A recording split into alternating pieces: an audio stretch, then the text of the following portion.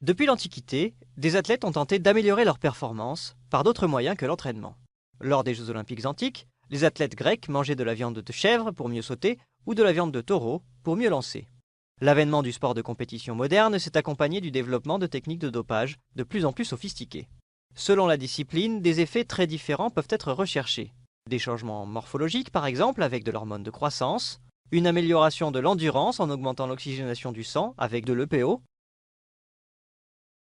une augmentation de la force et de la puissance musculaire avec des anabolisants. D'autres produits permettent d'améliorer la concentration, de lutter contre la douleur à l'effort, de perdre du poids ou, tout simplement, de masquer d'autres molécules. À partir des années 60, les autorités ont mis en place une politique de lutte contre le dopage afin de combattre l'iniquité entre sportifs et protéger leur santé. Depuis, les médecins et chercheurs se livrent à une véritable escalade contre les techniques de dopage. L'Agence mondiale antidopage, créée en 1999, définit les règles et pratiques de la lutte contre le dopage. Elle diffuse, notamment, et met à jour la liste des produits interdits. Elle a aussi créé ces dernières années un passeport biologique. Plutôt que de chercher à détecter les produits dopants, au risque de passer à côté des nouveautés non répertoriées, un certain nombre de variables biologiques sont mesurées régulièrement chez les athlètes. Des fluctuations brutales ne sont pas naturelles et révèlent alors l'usage probable de produits illicites.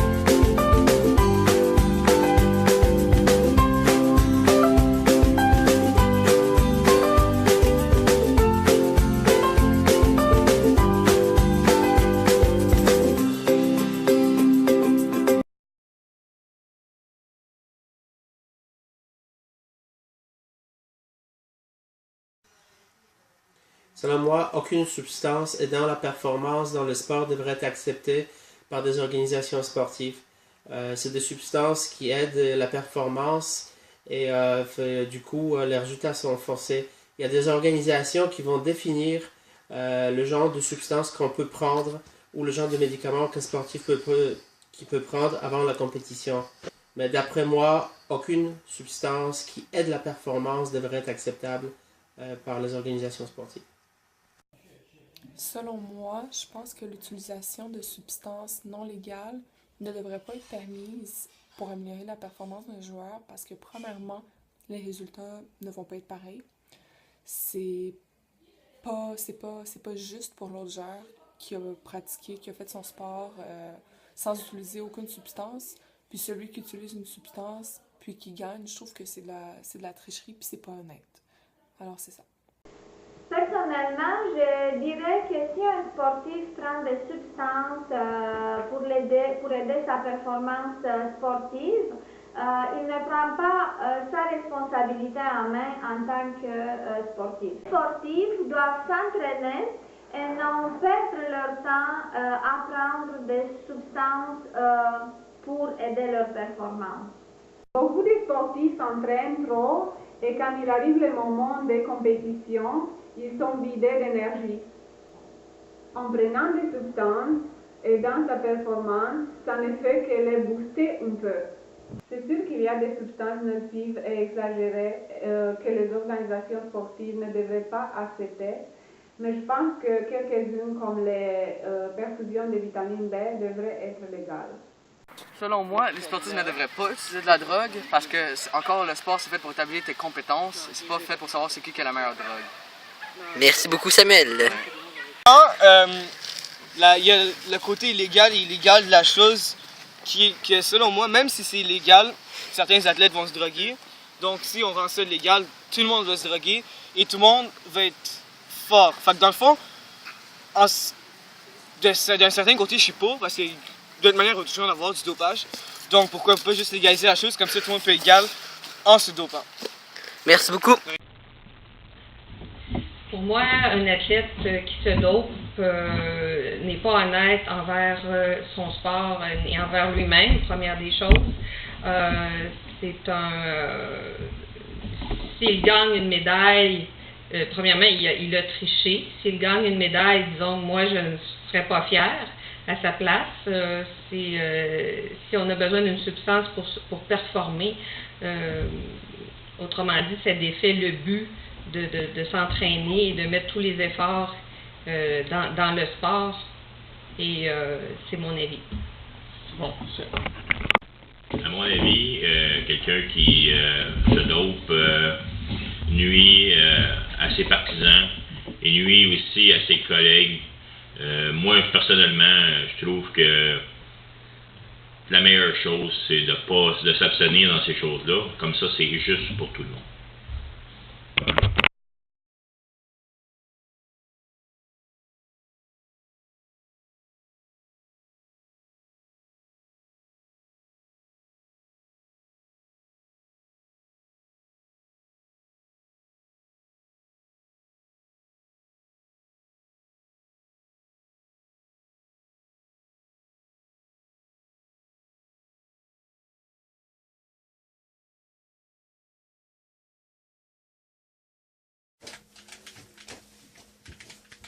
Yo, Emile, ça va? Yo, ça va bien?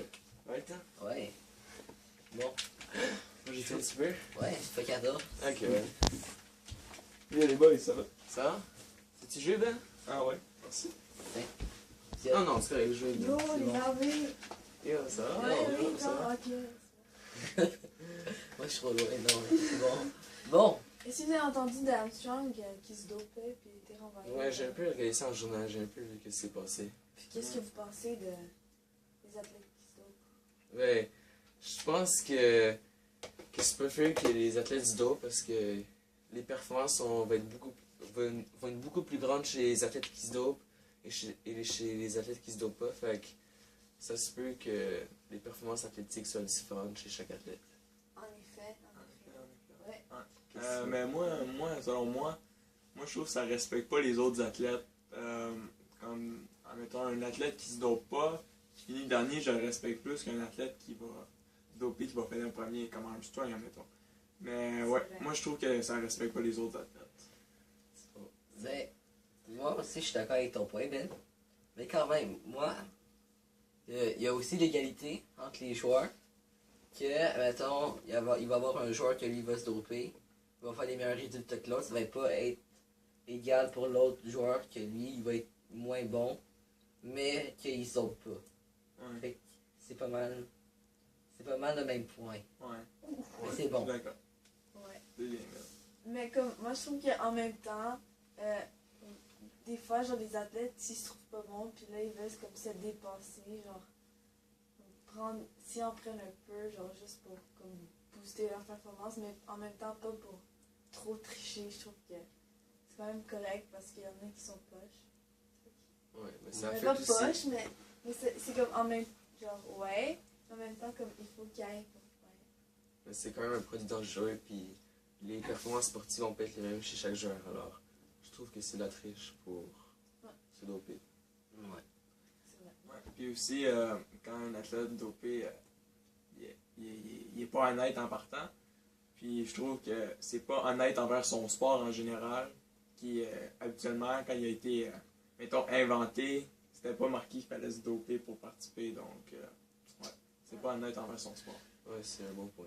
Ouais, mais il y a aussi, il va aussi avoir un truc avec l'efficacité des joueurs, admettons, que il y a un joueur qui va s'entraîner comme toute sa vie, vraiment beaucoup, comme 24 heures sur 24. C'est sûr qu'il va être meilleur que l'autre, mais l'autre, s'il se dope, ça va être pas mal égal. Fait que ça, c'est un point que je trouve que, genre, les joueurs devraient être égales, même s'ils s'entraînent, puis l'autre, il se dope. Parce qu'il faudrait même que Tu comprends un peu? Ben, Ben, je suis pas d'accord avec toi parce que si le joueur il s'entraîne 24 heures sur 24, il passe son temps à juste faire ça la journée, l'autre il fait juste se doper, il aura la même performance sportive que l'autre. Donc l'autre il fait juste prendre une substance qui va le booster directement, il s'entraîne pas pour tout, puis il aura les mêmes performances ou même plus hautes. Tandis que l'autre il s'entraîne. Avec bien moins de travail. Il travaille pour ça, puis il travaille beaucoup pour avoir ses performances et pour gagner. C'est sûr, mais même à ça, c'est quand même. Mais c'est dangereux aussi pour lui qui s'entraîne jamais, puis juste il prend des substances. Ouais, c'est ça peut Parce l'affecter. que là, genre, ça peut pas juste l'affecter physiquement et moralement aussi. Ou mentalement, il peut devenir addict ou indépendant de. Ouais, c'est ça.